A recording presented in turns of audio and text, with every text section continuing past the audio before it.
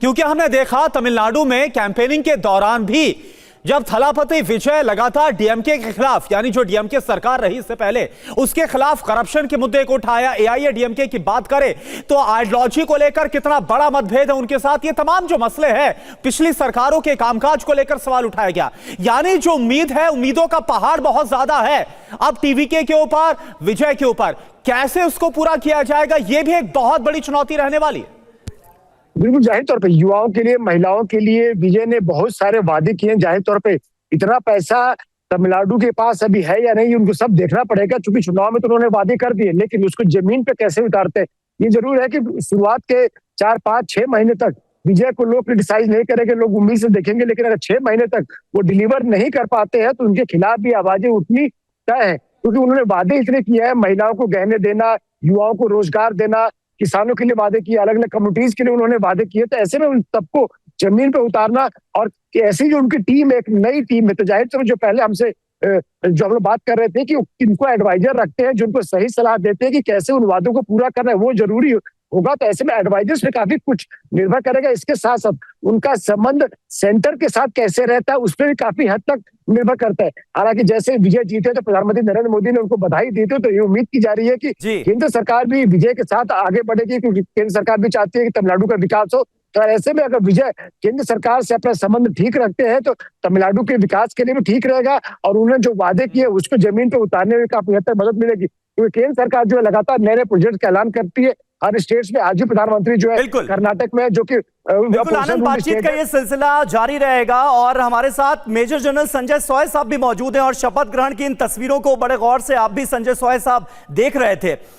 हमारे देश में एक बड़ा वर्ग ऐसा है जो ये चाहता है कि राजनीति बदलनी चाहिए, राजनीति का अंदाज बदलना चाहिए। जो राजनेता राजनीति कर रहे हैं आज की तारीख में, उसका अंदाज भी बदलना चाहिए। जब विजय तमिलनाडु के मुख्यमंत्री के तौर पर शपथ ले रहे हैं तो बहुत सारे लोगों के जहन में यह सवाल है, क्या मौजूदा दौर की जो राजनीति है वो बदलेगी? उसका एक नया आयाम आने वाले दिनों में हमें देखने को मिलेगा क्या? आज के भारत में जहां पर जेन ज़ी जो है वो अपनी सोच को बहुत अग्रेसिव वे में सामने रखता हुआ नजर आता है, विजय का मुख्यमंत्री के तौर पर शपथ लेना आपकी नजर में क्या है? नहीं, बिल्कुल समीर, जो आपने कहा ये बिल्कुल जायज़ बात है कि इन्होंने किसको कनेक्ट किया? इन्होंने जेन ज़ी को ही कनेक्ट किया था। आज तमिलनाडु की पॉपुलेशन 21 से 40 साल के बीच में जो 40% जनता जो है पॉपुलेशन, वो है। उनकी एस्पिरेशन, उनकी सोचने का तरीका बिल्कुल अलग है। यहीं पे राजनीतिक पार्टियों को भी ये सोचना पड़ेगा कि किस प्रकार से उन्होंने डीएमके, एआईडीएमके जो कई सालों से वहाँ पे डटे हुए थे, उनकी राजनीति को दुत्कारा, नकारा, और किस प्रकार से एक नए ब्लड को 51 साल के विजय हैं जिनको उन्होंने एक्सेप्ट किया। एक जैसा कि प्रोफेसर सतीश भी बता रहे थे कि वहाँ पे एक फिल्मों का भी एक काफ़ी असर होता है, रोल मॉडल की तरह पे देखते हैं।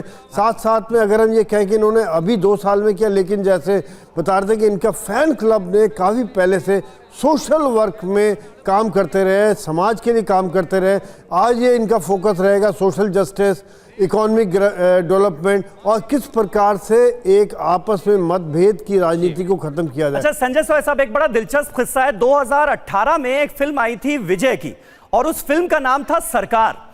मुझे बहुत अच्छे से याद है कि जब उसका ऑडियो रिलीज हो रहा था तो जो एंकर था उसने पूछा विजय से कि आने वाले वक्त में क्या आप फिल्मी पर्दे पर सीएम का रोल भी अदा करेंगे क्या? तो उन्होंने कहा कि मैं सीएम का रोल नहीं करूंगा, मैं सीएम बनूंगा। 2018 की यह बात है। आप सोचिए 2026 में आज उनकी सरकार बनने जा रही है और वो वाकई सीएम बनने जा रहे हैं। तो बहुत कुछ ऐसा है जो कि रोचक है, दिलचस्प है विजय के इस सफर में। सॉय साहब, हाँ, नहीं बिल्कुल, इसमें कोई शक नहीं, क्योंकि यही बात है। देखिए, कहीं ना कहीं दिमाग में था, उनके अंदर एक एस्पिरेशन थी, या तो समाज को देखते हुए किस प्रकार से सेंट्रल गवर्नमेंट के अगेंस्ट में, किस प्रकार छोटी छोटी बातों के लेके वहाँ पर तमिलनाडु का नुकसान हो रहा था, जिसको जेन ज़ी समझ रही थी, वहाँ का यूथ समझ रहा था। उन्होंने उनकी उस नब्ज को समझा, उनकी एस्पिरेशन को समझा, किस प्रकार से उनकी सोच है। आज देखिए, अगर हम पुरानी लैंग्वेज में बात करते, जेन ज़ी की लैंग्वेज क्या है, उनका सोचने का तरीका क्या है, उससे जब हम कनेक्ट करते हैं, यहाँ पर मैं ये भी कहूँगा भारत की सेंट्रल राजनीति के लिए भी बड़ा जरूरी है, क्योंकि यहाँ पर भी जिस प्रकार से भारत एक युवा देश है, अगर आज यूथ के साथ कनेक्ट नहीं करते हैं तो जो भी पार्टी कनेक्ट नहीं करेगी कल को नुकसान उठाएगी, ये बात निश्चित है। बिल्कुल, और ये हमने देखा कि जोसेफ विजय जिन्होंने यूथ के साथ कनेक्ट किया, उसका जो असर है, उसका जो फर्क है, वो नतीजों में किस तरह से नजर आया। सबसे बड़ी पार्टी 108 विधायकों के साथ जो टीवीके पार्टी है उसने जीत हासिल की। और प्रोफेसर सतीश सर, एक बात मुझे आप ये बताइए कि जिस तरह से, क्योंकि अब ये मैं उस वक्त की बात कर रहा हूं जब टीवीके लगातार सरकार बनाने की कवायद और जोड़ तोड़ में जुटी हुई थी, किसी तरह से 118 का जो जादुई आंकड़ा है वो मिल जाए। उस दौरान तो खबरें ये भी आई कि डीएमके और एआईएडीएमके जैसे जो धुर विरोधी हैं, क्या वो भी साथ आ सकते हैं? तो क्या लग रहा है कि अब जो डीएमके है, एआईएडीएमके है, वो कितने बड़ी चुनौती के तौर पर अब टीवीके को देखने वाले हैं और कितना बड़ा बदलाव तमिलनाडु की सियासत में है? ये बदलाव तो हो चुका है रवि। देखिए, अब यहाँ पर एक महत्वपूर्ण तत्व अगर आप रिफ्लेक्शन देखेंगे तो ये नजर आएगा कि हम लोग कैडर पार्टी की बात करते हैं ना, कैडर हार्डकोर, वो केवल आपको लेफ्ट में, और अगर हम ये कहें कि दक्षिणपंथी विचारधारा बीजेपी और आरएसएस की, ये कैडर ऑटोमेटिक दक्षिण के राज्यों में आपको दिखाई देगा। और जो मेगा हीरो हैं, इनके इतने फॉलोअर हैं, वो इमोशनली इतने जुड़े हुए होते हैं अपने हीरो से कि ये एक चुनौती भी है। और वो चुनौती जोसेफ विजय के सामने भी होगी, क्योंकि लोगों की उम्मीदें, जो यंग जनरेशन है उसकी उम्मीदें बहुत ऊपर होती हैं कि ये क्रांतिकारी परिवर्तन। और भारतीय राजनीति में वॉक द टॉक बड़ा मुश्किल होता है।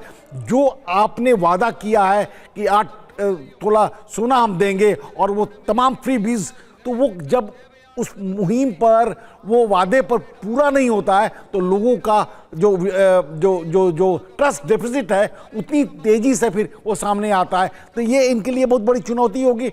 डीएमके और एआईएडीएमके के बीच में हमें लगता है कि कोई एक ऐसा खेमा उसे निकल कर सामने आ सकता है, क्योंकि अभी जो बैलेंस है राजनीति का वो बहुत ही फ्रिंज है। यानी 220, 218 चाहिए, 220 है। अगर उसमें से 4-5 एमएलए निकल कर इधर चले आए तो सरकार गिर सकती है।